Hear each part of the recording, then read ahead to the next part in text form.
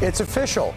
Democrat Beto O'Rourke has entered the race for Texas governor. In a campaign video, O'Rourke accused GOP leaders of losing touch with Texas voters. Instead, they're focusing on the kind of extremist policies around abortion or permitless carry or even in our schools that really only divide us and keep us apart and stop us from working together on the truly big things that we want to achieve for one another. It's a really small vision for such a big state, but it doesn't have to be that way. And I know that together we can get back to being big again. Here to talk about Beto's candidacy is former Texas GOP Chairman James Dickey and Ed Espinoza from Progress, Texas. James Dickey, beginning with you, what does the Republican nominee have to do to beat Beto O'Rourke for governor?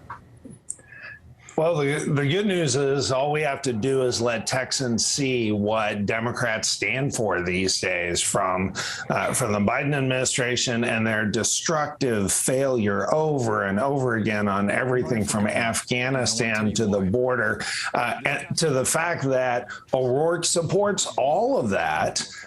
That's really all they have to show. And as an example of just how effective that messaging is, that Republican policies for faith, for family, for freedom lead to the better life for all. You can see it from everything from the people who are voting with their feet and moving here from failed Democrat states all over the country to Representative Ryan Gillen, who just switched today from the Democrat Party to the Republican Party. Fair enough. Ed Espinoza, how does Beto beat the Republican nominee?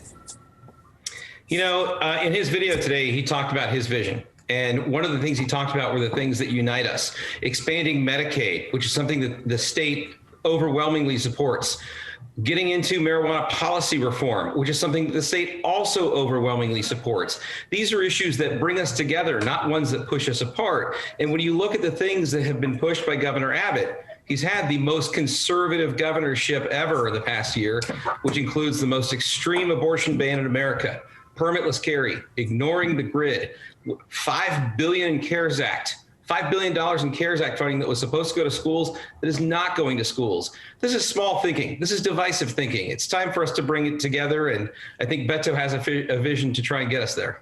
James, does the Texas GOP consider Betto as a candidate who can win? Well, an important thing for any candidate running anytime is that to remember there are only two ways to run: unopposed and scared.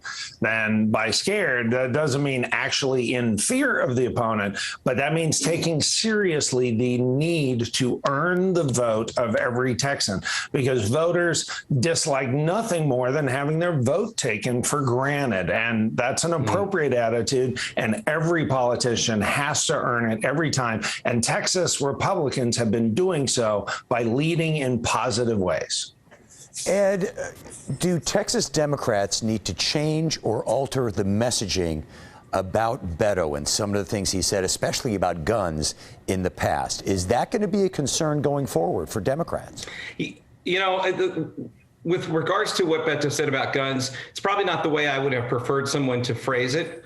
But the truth is, anybody who owns an AK-47 or an AR-15 already has their mind made up in this race. There are very few persuadables there. But when you're talking about the suburban moms and the people who have been subject or in proximity of gun violence, that is a very important issue, and they want to hear some real concrete solutions on that, and they haven't been getting them from the Republicans. So going back to the question you were saying about, can this be a competitive race? Look, it's tough for any Democrat statewide in Texas, but Betto has done this before, and he has come very close, and he has more name recognition and fundraising ability than any challenger in a generation. And right now, 92% of Texans say they're concerned about the direction of this state.